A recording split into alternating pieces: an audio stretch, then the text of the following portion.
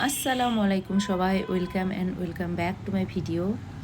এই যে কুর্তিটা আমি আজকে পরেছি, এটা আমি সত্যি ভীষণ এক্সাইটেড ছিলাম করার জন্য, কারণ এরকম টাইপের কাজ আমার করতে খুব ভালো লাগে। মানে নর্মাল একটা ড্রেস, তার উপরে হাতের কিছু কাজ করা রিয়েলি অনেক ভালো লাগে, মানে নিজেকে অনেক স্যাটিসফ্যাকশান ফিল হয়।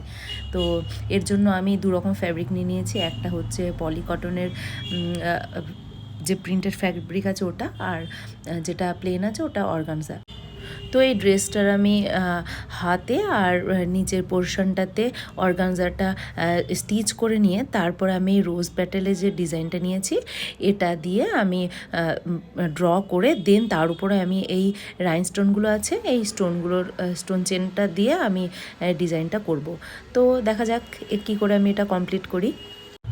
তো অ্যাট ফার্স্ট আমি ড্রেসটার কাটিং করে নিয়ে, তো আমি হোয়াইট কালার পেন্সিল দিয়ে আমি এটা উপরে ড্র করে নেব, তাহলে আমার মানে সুবিধা হবে চেনগুলো অ্যাটাচ করার জন্য। তো এইখানে আমি গ্লু দিয়ে আমি প্রথমে প্যাটেলের উপরে যে লাইন বরাবর করেছি ওখানে আমি ড্র করে নিচ্ছিলাম।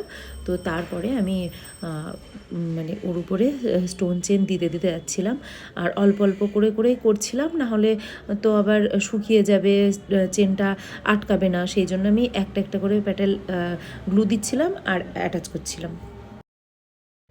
তবে এই কাজটা করতে গিয়ে আমার একটা জিনিস মনে হলো যে আমি না অনেক আগে থেকেই খুব ভালো মেহেন্দি পরতে না পারলেও মোটামুটি একরকম পারি, মানে কোনটাকে, মানে মেহেন্দির কোনগুলো ইউজ করার একটা অভ্যাস ছিল। তো এই গ্লুটা আমি যখন লাগাচ্ছিলাম তখন ওটা আমাকে অনেক হেল্প করেছে।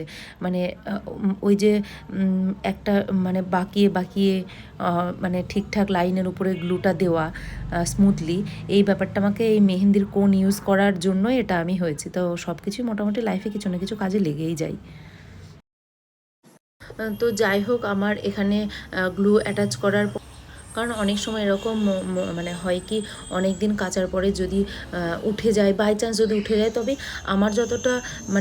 আমি যতটা এই অল্প টাইমে এক্সপিরিয়েন্স করেছি, গ্লু দেওয়ার পরে স্টোন অতটা বেশি উঠে যাওয়ার একটা ব্যাপার থাকে না।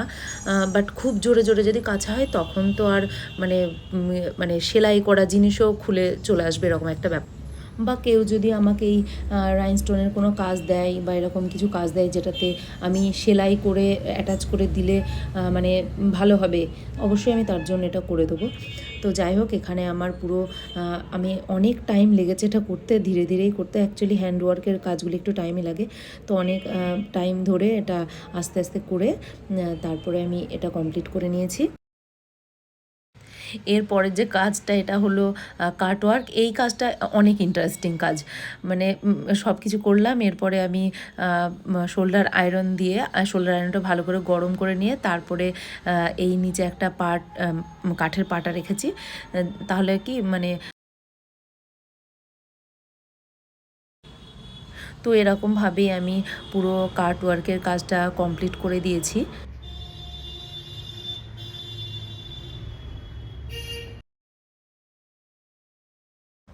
তো ফাইনালি আমার ড্রেসটা কমপ্লিট হয়ে গেছিলো, আর এটা হলো ড্রেসটার ফাইনাল লুক। আর এটা 3/4 আমি করেছি, বাট এটা ফুল হাতে করলে অনেক সুন্দর লাগে। আর এটা ছিল ড্রেসটার ফুল লেন্থের লুক। আর ড্রেসটা ভিডিওতে যতটা না শাইন করছিল, নর্মালি অনেক বেশি শাইন করছিল। মানে আমার এত ভালো লাগছিল, আমি শুধু ঘুরে ফিরে দেখছিলাম, এই যেদিকেই ঘুরছি সেদিকে শাইন করছে।